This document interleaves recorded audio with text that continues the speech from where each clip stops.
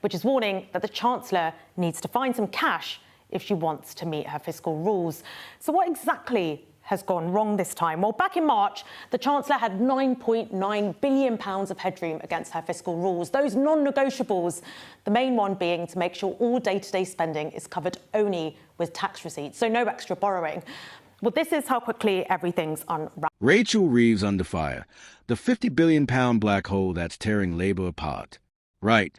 Before we dive into this absolute political bloodbath that's unfolding in Westminster, if you're not already subscribed to UK Connors, what exactly are you waiting for? Hit that subscribe button now because trust me, you're going to want front row seats to the carnage we're about to dissect. We're your insider's guide to the political machinations that shape this country, and today's story? It's a corker. Picture this. It's Tuesday morning, and somewhere in Whitehall, Rachel Reeves is probably staring at her morning briefing papers with a kind of expression usually reserved for finding a dead rat in your tea. Why?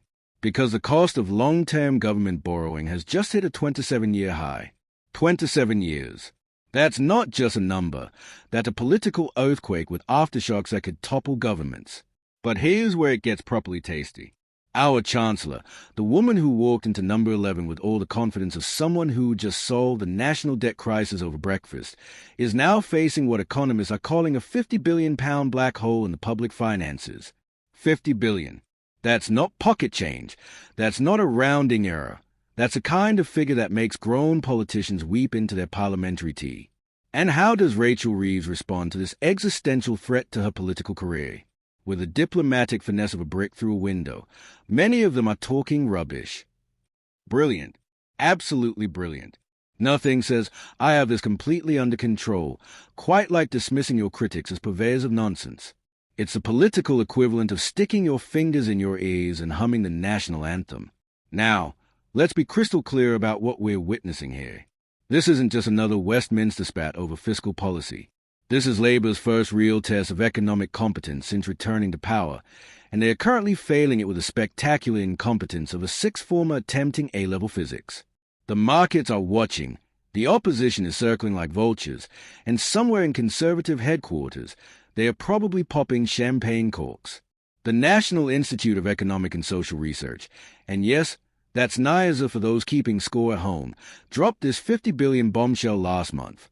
These aren't political hacks or opposition researchers. These are serious economists whose job it is to crunch numbers and tell uncomfortable truths. When they say you've got a £50 billion problem, you don't dismiss them as talking rubbish. You listen, you adapt, and you certainly don't burn bridges with the very people whose analysis the markets actually trust. But here's where Reeves get properly sassy, and not in a good way. She tells the BBC that NIASA has more than most got their numbers wrong in recent years. That's not just dismissive, that's borderline reckless. You're the Chancellor of the Exchequer, not some backbench MP with nothing to lose. Every word you utter moves markets, influences policy, and shapes the economic destiny of 6 to 7 million people. Show some bloody respect for the gravity of your position. And what does NIASA do in response to this public dressing down? They refuse to comment. The silence is deafening, and it speaks volumes. When serious economic institutions stop engaging with government criticism, that's not because they've been cowed into submission. It's because they are confident their analysis speaks for itself, and they are quite happy to let the market reaction do the talking. Speaking of market reactions, let's talk about what Tuesday's borrowing costs actually mean in real terms. When government borrowing hits a 27-year high, it's not just an abstract number on a Treasury spreadsheet. It means every pound the government wants to borrow costs more. It means infrastructure projects become more expensive. It means the cost of servicing our national debt increases. It means less money for public services, for the NHS, for education, for all the things Labour promised to protect and improve. The timing couldn't be worse for Reeves. We're barreling toward the autumn budget on November 26, and she's caught between the devil and the deep blue sea. Raise taxes, and you break Labour's manifesto promises while potentially strangling economic growth. Cut spending, and you undermine everything Labour claims to stand for. Increase borrowing, and you feed directly into conservative narratives about Labour's fiscal irresponsibility. It's a political nightmare wrapped in an economic crisis tied with a bow of media scrutiny. And what's Labour's response to this impossible situation? Reeves promises to get the balance right. That's not policy, that's a platitude. That's the kind of meaningless phrase politicians deploy when they haven't got the faintest clue what they're actually going to do. It's political speak for we're making it up as we go along and hoping for the best. Meanwhile, the Conservatives are having an absolute field day. Their response? The government don't know what they are doing. Now, that might sound like typical opposition rhetoric, but given current circumstances, it's starting to sound less like political point scoring and more like legitimate economic analysis. When your borrowing costs are hitting heights not seen since the major government, when think tanks are predicting £50 billion deficits, when you're dismissing economic research as rubbish, it does rather suggest a government that's lost control of the narrative and possibly the reality. But here's what's really fascinating about this whole debacle. It's exposing the fundamental contradictions at the heart of Labour's economic strategy. They came to power promising change, promising investment, promising to fix everything Conservatives had broken. But change costs money, investment requires borrowing, and fixing things demands resources. The harsh reality is that you can't simultaneously promise massive public investment, maintain fiscal responsibility, keep taxes low, and magic away the structural problems in public finances. Something has to give, and that something is starting to look like Labour's credibility. The pressure on Reeves is becoming genuinely intense. She's not just facing criticism from obvious sources like the Conservative Party or right-wing think tanks. The concerns are coming from within the economic establishment, from institutions that have no particular political axe to grind. When the markets start moving against you, when borrowing costs spike, when serious economists start talking about £50 billion black holes, that's not political noise. That's economic reality asserting itself over political wishful thinking. And here's a truly delicious irony. Labour spent years, literally years, criticizing conservative economic management. They pointed to rising debt, to failed austerity policies, to the chaos of the trust minute budget. They positioned themselves as the adults in the room, the party of fiscal responsibility and economic competence. But now, faced with their first real economic test, they're displaying all the hallmarks of a government that's out of its depth and running out of options. The autumn budget is going to be absolutely crucial. It's not just about numbers on a spreadsheet. It's about Labour's entire political future.